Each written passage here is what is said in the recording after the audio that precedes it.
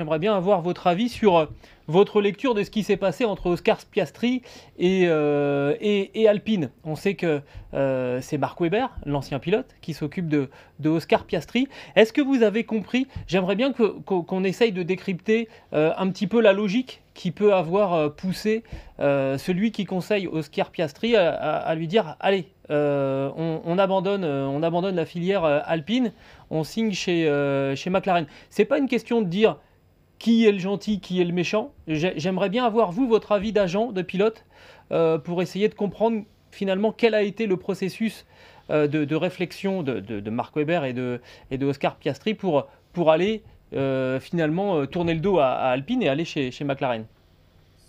Je vais essayer de ne pas jouer la langue de bois, mais c'est très compliqué de répondre à cette question parce que il faut être impliqué dans le dossier à 100% et connaître les tenants et les aboutissants, connaître les différents niveaux de discussion qui ont eu lieu de chaque côté, de voir euh, comment est arrivé l'appel du pied de McLaren ou comment la partie Piastri est arrivée en discussion avec McLaren. Et dans un sens, je dirais, j'estime qu'à partir du moment où un constructeur comme Alpine a fait le maximum pour développer le pilote, pour le soutenir, pour l'amener aux portes de la F1, pour lui faire faire des dizaines et des centaines de kilomètres, j'estime que le moindre des choses, avant de prendre une décision d'aller autre part, c'est de dire, les gars, on voudrait se rasseoir parce que il faut qu'on avance, mais partir sans rien dire, c'est pas mon style. Et Toto Wolff a dit, la conclusion de tout ça, c'est que je vais embaucher plus de gens au service juridique pour faire des contrats aussi pour les jeunes pilotes, pour les verrouiller, de sorte qu'ils ne sortent pas d'une filière comme ça et qu'ils aillent voir ailleurs, quoi. Ils ont, je ne sais plus combien de millions d'euros à coûter Piastri à Alpine. Pour faire monter un pilote comme ça, de toute façon, c'est au moins 10 millions. Enfin, je parle sous votre contrôle, mais ça coûte très cher.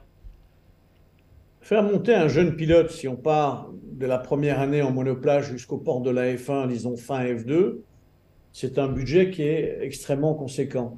On parle de, on va estimer entre, moi je l'estime entre 7,5 et 9 millions.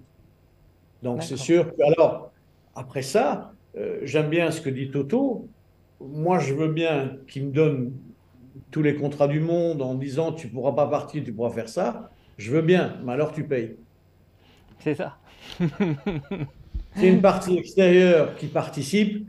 Je pense que la balance doit être bien équilibrée parce que sinon c'est trop facile. C'est moi qui ai le contrat, mais c'est vous qui payez. Donc non, c'est le contraire. Si je paye, laisse-moi faire un peu le contrat que je veux. Si c'est vous qui payez, vous faites ce que vous voulez. Faut pas se laisser faire non plus là-dedans.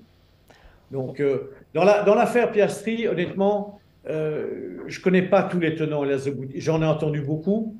Moi, je dis simplement, Alpine a fait un superbe travail en tant qu'académie pour monter ce pilote là où il est, enfin là où il est arrivé. Et ils ont joué, je pense, les yeux fermés et en confiance avec le management.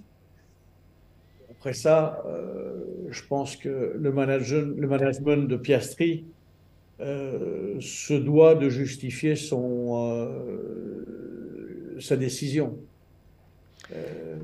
Alpine a fait ce qu'il fallait, je pense.